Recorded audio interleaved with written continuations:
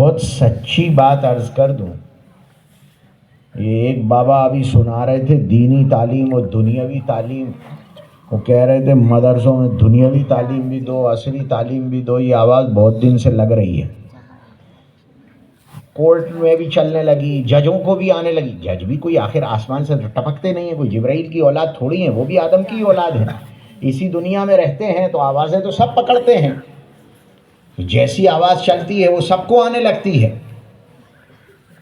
میں خود مدرسے سے پڑھ کے آیا تھا. میں نے ایک وکیل صاحب کو ہائر کیا.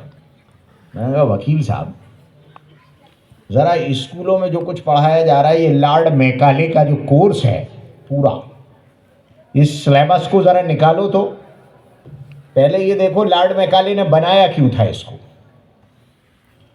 تو کہا صاحب ملازم بنانے کے لیے بنایا تھا. لارڈ میکالے کے بیان موجود ہیں مستقل کہ ہمیں ملازم بنانا ہے، ہمیں وہ لوگ تیار کرنا ہے جن میں کریٹو مینٹلٹی نہ ہو، تخلیقی قوت بالکل نہ ہو، جو ہم دیں بس اسی کے پیچھے چلتا رہے. ایسے لوگ تیار کرنا ہے. اس کے لیے ایک سلیبس وہ لے کر آیا تھا. وہ لارڈ میکالے کا سلیبس ابھی بھی چل رہا ہے. ٹھیک ہے، اس کو رکھو. اس سے نقصان کیا ہوا کہ اس سے نقصان یہ ہوا کہ ابھی تک ریلوے اسٹیشن جیسا بنتا آیا تھا یا وہاں سے جو ڈیزائن آئے گا اسی کے مطابق بنائیں گے. ہمارے ملک کا انجینئر نیا ڈیزائن نہیں لا سکتا. ہمارے ملک کا انجینئر نہ بس کا ڈیزائن لا پاتا، نہ کار کا ڈیزائن لا پاتا، نہ ٹرین کا نیا ڈیزائن لا پاتا. کوئی نیا ایجاد وہ نہیں کر سکتا. جو ادھر سے آتا ہے بس اس کے پیچھے چلے گا. سڑک میں بھی اسی کے پیچھے چلے گا، دوا میں بھی اسی کے پیچھے چلے گا، ڈائگنوز میں بھی اسی کے پیچھے چلے گا، وکالت میں بھی اسی کے پیچھے. ہر چیز میں اس کا کام ہے پیچھے چلنے کا. یہ نقصان کہاں سے ہوا؟ کیا ہم میں کریٹو مینٹلٹی نہیں ہے؟ کیا ہم آدم کی اولاد نہیں ہے؟ کیا ہم تخلیقی قوتیں نہیں رکھتے؟ رکھتے ہیں، لیکن 12 سال میں وہ قوتیں مار دی جاتی ہیں اسکول میں پڑھا کر. وہ جو پڑھا دیے ہیں آئنسٹائن کے فارمولے، ان کی سے بغاوت آپ نہیں کر سکتے. ڈارون کی تھیوری پڑھا دی ہے، آپ اس سے بغاوت نہیں کر سکتے. جو پڑھا دیا ہے اسی کے دائرے میں سوچئے. یہ لارڈ میکالے کا سلیبس تھا. میں نے کہا اب آ جاؤ ذرا مدرسوں کے سلیبس پر. پہلے یہ دیکھو ادھر سبجیکٹ کتنے پڑھائے جا رہے ہیں. کہ مولانا 12 لاسٹ ہیں، ورنہ تو 9 سبجیکٹ پڑھاتے ہیں. میں نے کہا اب آ جاؤ مدرسے میں. اب مدرسے کے لیے کیا کروں؟ حیدرآباد میں ایک ریسرچ سینٹر ہے اسلامک ایجوکیشن کا. میں نے مولانا آزاد یونیورسٹی کے اسلامیات کے ڈین کو اور اس ریسرچ سینٹر کو ٹھیکہ دیا. میں نے کہا پہلے یہ نکال کر دو کہ مدرسوں میں جو تعلیم دی جا رہی ہے وہ کتنے سبجیکٹ پڑھاتے ہیں. قرآن، حدیث، فقہ، ان سب میں ٹوٹل سبجیکٹ کتنے پڑھاتے ہیں، کتنے موضوعات اس میں پڑھائے جا رہے ہیں، نکال کر دو. اور اتنے اوتھینٹک نکالنا کہ میں کورٹ میں رکھ سکوں. انہوں نے نکالے تو پتہ لگا 29 سبجیکٹ پڑھاتے ہیں. 29 سبجیکٹ 29. اور یہ پڑھاتے ہیں 9 سبجیکٹ. اور وہ 9 سبجیکٹ پورے کے پورے انکلوڈ ہیں ان 29 میں، شامل ہیں. میں نے کہا اب جا رہا ہوں میں ہائی کورٹ. تو اس کو لے کر ہائی کورٹ پہنچا. اور ہائی کورٹ میں نے یہ کہا کہ اب بتائیے مجھے، لارڈ میکالے یہ کہہ رہا ہے اور اس کے ساتھ یہ سلیبس دے رہا ہے، اور ہم 29 سبجیکٹ بچوں کو پڑھا رہے ہیں 10 سال میں. آپ 12 سال میں 9 سبجیکٹ پڑھاتے ہیں. ہم انٹرنیشنل لینگویج عربی بھی پڑھاتے ہیں، اردو بھی پڑھاتے ہیں. مجھے یہ بتائیے کہ پھر ہم پڑھا کر لوگوں کو حاشیے پر لگا رہے ہیں اور آپ مکھ دھارے میں لے جا رہے ہیں. اس کا فیصلہ کورٹ کر کے دے. یہ جب کورٹ میں لگایا، کورٹ نے نوٹس جاری کر دیا. اب ڈپارٹمنٹ کے 10 بار فون آ چکے ہیں ہمارے وکیل کے پاس کئی راستوں سے. بھائی آپ چاہتے کیا ہیں، مہربانی کر کے آپ بتا دیجئے. ان کا ہم آپ کو کیوں بتائیں، ہم کورٹ میں بتائیں گے.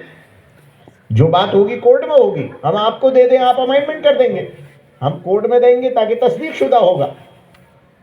آپ ہم سے کہہ رہے ہیں کہ دنیا پڑھا رہے ہو، دین نہیں پڑھا رہے ہو، دین پڑھا رہے ہو، دنیا نہیں پڑھا رہے ہو. پہلے ذرا اندر آ کے دیکھو تو صحیح. دیکھو ہم کیا کیا پڑھا رہے ہیں.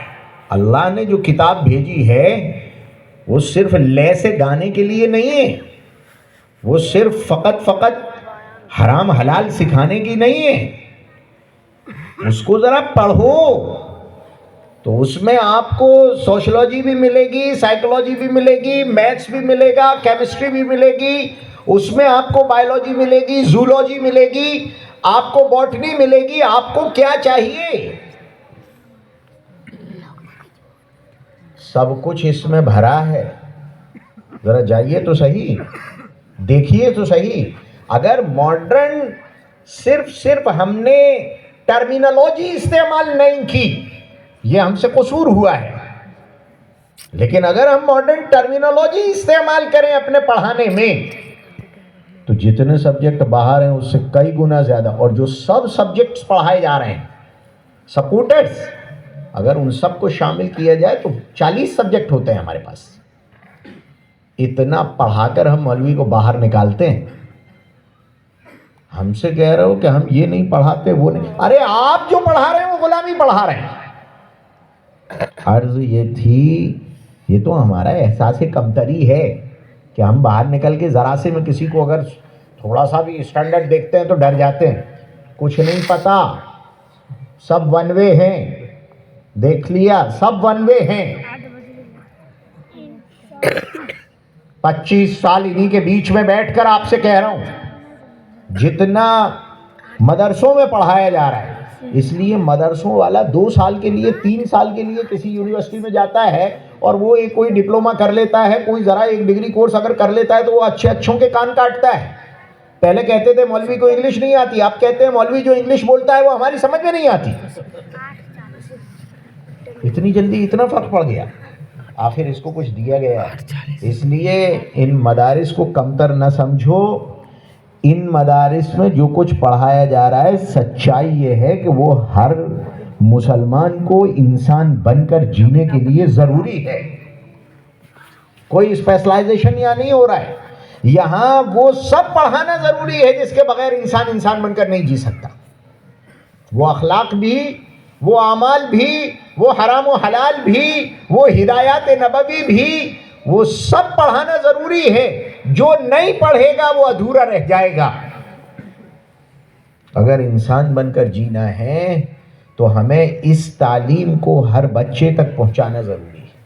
یہ جو آج کل ایک طریقہ آ گیا ہے کہ کچھ یتیم مسکین بچوں کو مدرسوں میں پڑھا دو اور صدقہ خیرات انہیں کھلا دو، یہ بن جائیں گے کچھ نماز پڑھانے والے. ہمیں اپنے بچوں کو ان سے دور رکھنا ہے. ان سے دور رکھنا ہے یا ان کی تعلیم سے دور رکھنا ہے؟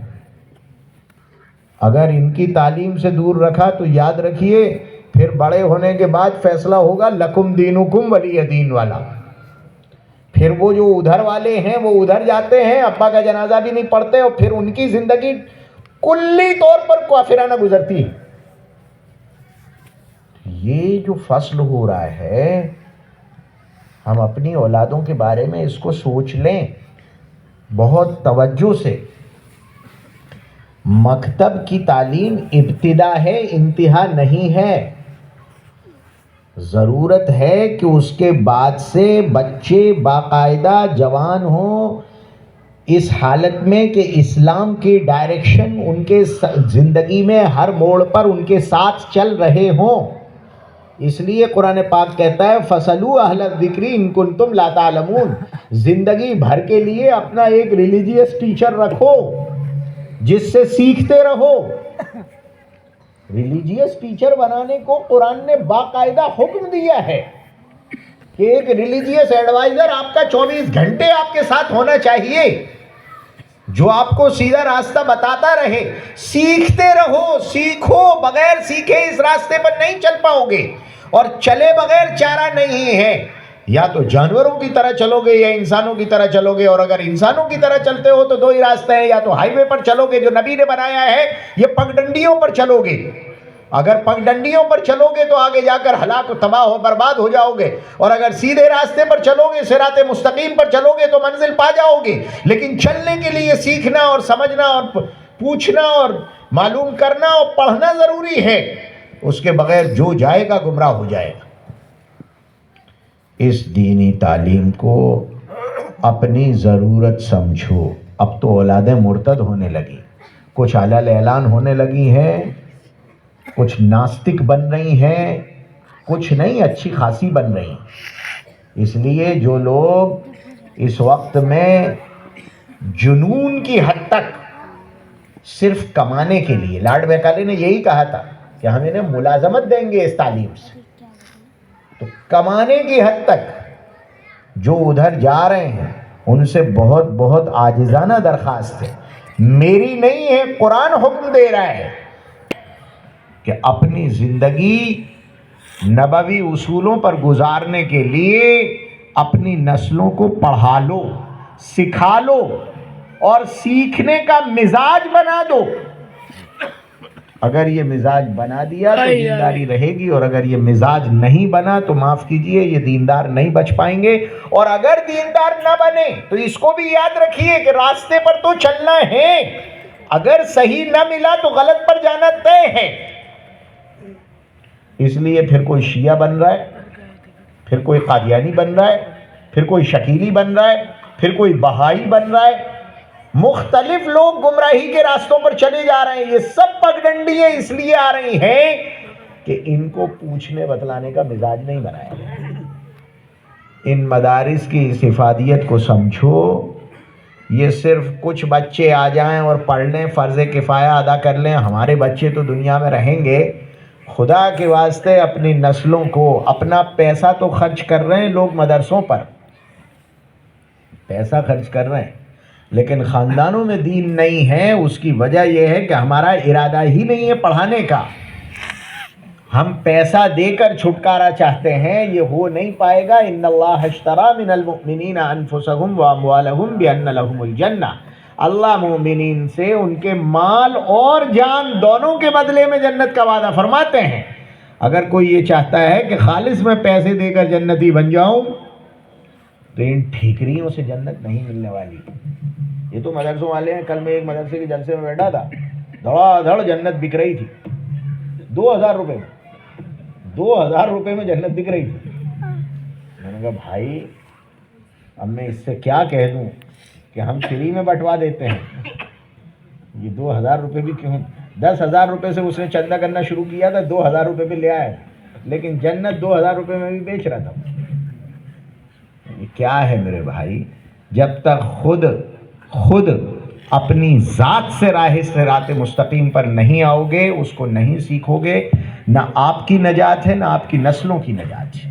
لوگ یہ تو چاہتے ہیں، لوگ یہ آخری جملہ بول رہا ہوں، خدا کرے یاد رہے، لوگ یہ تو چاہتے ہیں کہ میرے مرنے کے بعد میرے بچوں کی زندگی اچھی گزرے، لیکن یہ نہیں سوچتے کہ ان بچوں کے مرنے کے بعد ان کی زندگی اچھی گزرے. یہ بھی تو ضروری. ارے ان کی زندگی بغیر اسلام کے اچھی نہیں گزر سکتی، یہ قرآن کا اعلان ہے.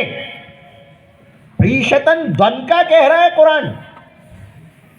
اگر اسلام نہیں ہے زندگی میں تو زندگی اچھی نہیں گزر سکتی، نہ بیوی کی، نہ بیٹی کی، نہ ماں کی، نہ باپ کی، نہ بھائی کی، نہ شوہر کی، کسی کی زندگی اچھی نہیں گزر سکتی اگر اس کے پاس اسلام نہیں ہے.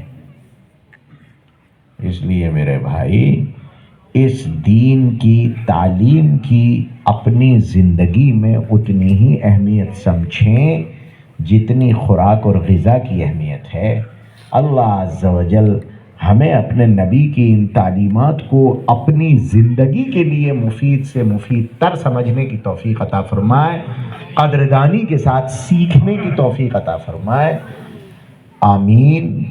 وآخر دعوانا ان الحمد للہ رب العالمین. اللہم صلی وسلم وبارک علی سیدنا